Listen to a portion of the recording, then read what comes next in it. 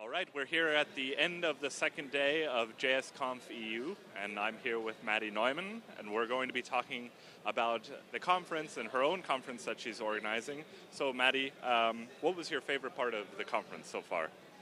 I don't think that I have got a favorite part of the conference because you can go to the talks, enjoy the talks, hanging around with people you like or you actually don't know and get to know to them. And yeah, I really like the community feeling here. And actually I started my own conference because of this event I attended it in 2015 for the first time, and I was like, there's something I need in the Ruhr area as well. So this is what I like, the community spirit here. And when you're looking for talks in your own conference, what kind of talks really inspire you? Actually, it's different from year to year. There are very, very inspiring meta talks I really like. Last year we had Caroline Stransky over there, and she was talking about humanizing the documentations.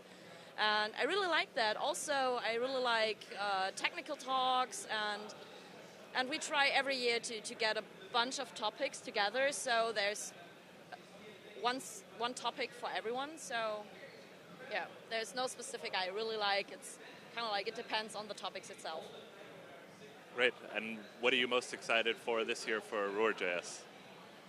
Oh, when it's over. So there's a saying, friends don't let friends organize a conference, and it's true.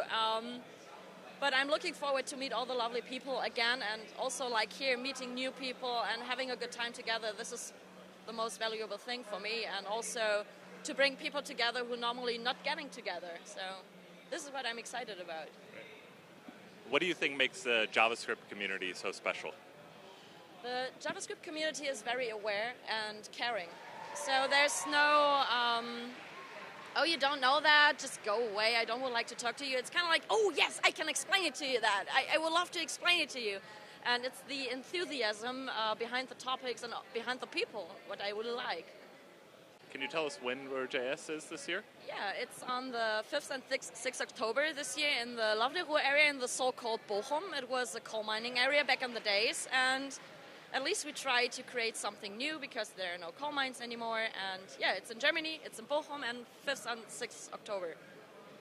So I heard you started this thing called OneZJS. Can you tell us what that is? It's a very long story and a very funny story. I was with friends at a conference, which was not so nice to say, and we had the idea, how funny would that be if we're at an enterprise conference, which is kind of like a little bit boring, and we were running around in unicorn onesies and something like that. But actually we don't find any onesies around the place, so the idea just came up to do it at the RuhrJS because it was 2 weeks after this conference we attended. And yeah, I wrote an email to all the attendees, if you would like to, please bring your onesie, and actually 20 people showed up with a onesie.